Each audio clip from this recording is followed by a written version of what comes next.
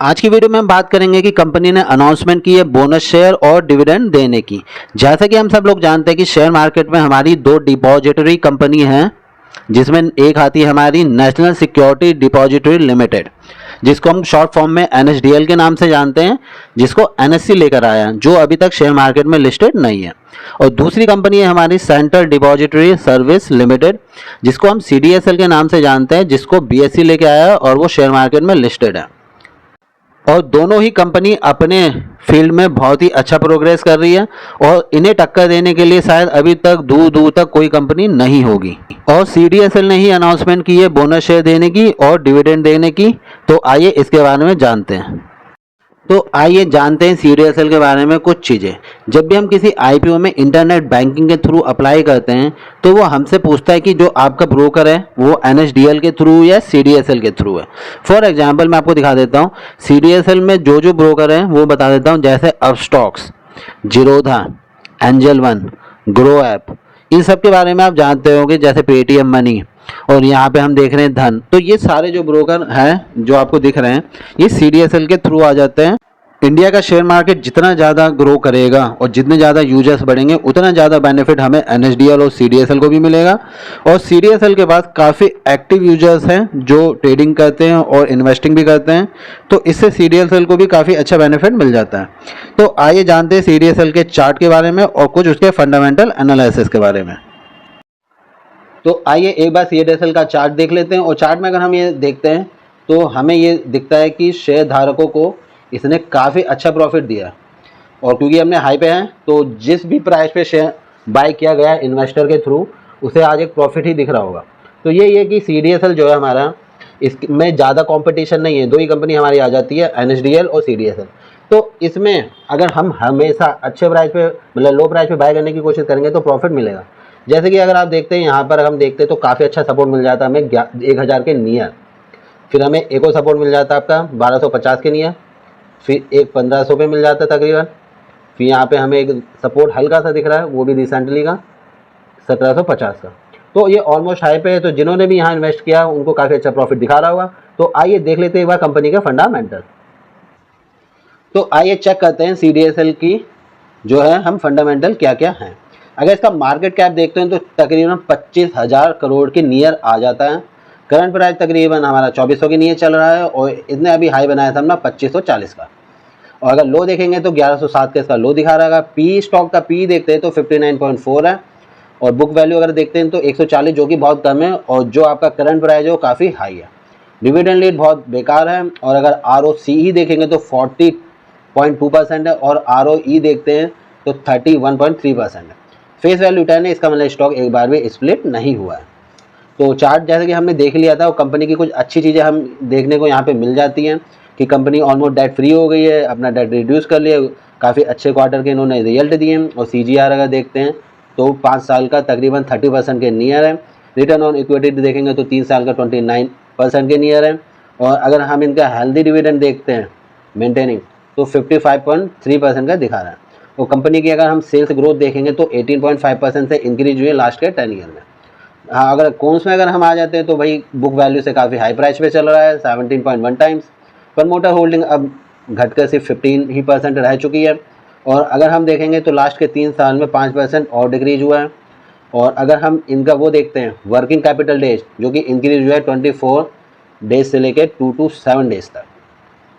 तो अब देखिए पीयर कंपैरिजन में नंबर 1 पे ये कंपनी आ जाती है अभी, क्योंकि एनएसडीएल अभी मार्केट में जो है हमारी वो लिस्ट नहीं हुई है। तो अब देखते हैं कंपनी के अगर हम क्वार्टरली रिजल्ट अगर देखते हैं तो ये देखिए कंपनी की सेल्स हमारी इंक्रीज हो रही है अगर आप देखोगे तो। और कंपनी के एक्सपेंसेस भी थोड़े इंक्रीज हो रहे हैं। और अगर हम यहाँ पे देखते हैं एक चीज़ हो, अदर इनकम के साथ इनके पास पैसा भी जो है वो धीरे धीरे करके इंक्रीज हो रहा है।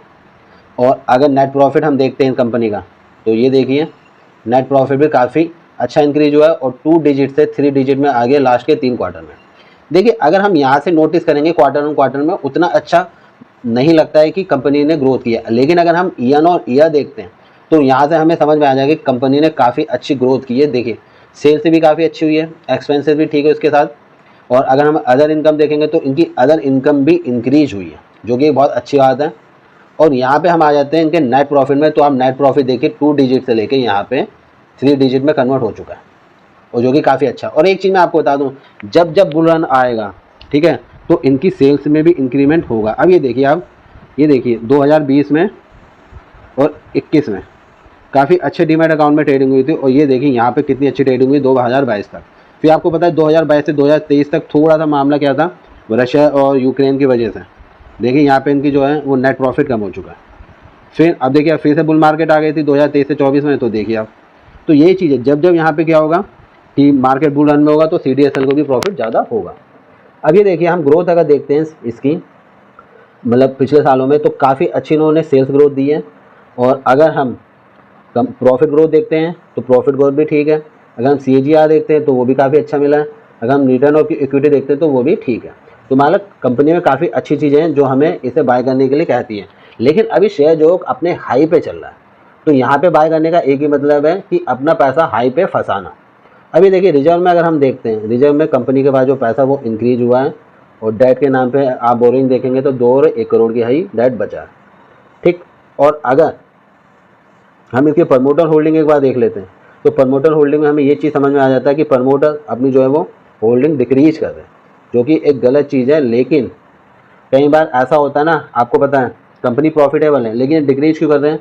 कई बार आपको पता है प्रमोटर हाई पे सेल कर देते हैं, फिर नीचे आने पे बाय कर लेते हैं। लेकिन इन्होंने 2018 से अभी तक ऐसा नहीं करा कि बाय कराओ। FI ने अपनी पोजीशन जो है वो इंक्रीज़ की है, DI ने अपनी पोजीशन इंक्रीज़ की है, पब्लिक के पास क्वांटिटी इंक्रीज हुई थी यहाँ तक, फिर हल्की सी 1% तकरीबन डिक्रीज हुई है। तो प्रमोटर यहाँ पे अपना जो है होल्डिंग कम कर रहे हैं, ये थोड़ी समझने वाली बात है, क्योंकि कंपनी प्रॉफिटेबल होने के बाद भी आप उसे क्यों डिक्रीज कर रहे हो वो मुझे समझ में नहीं आ रहा।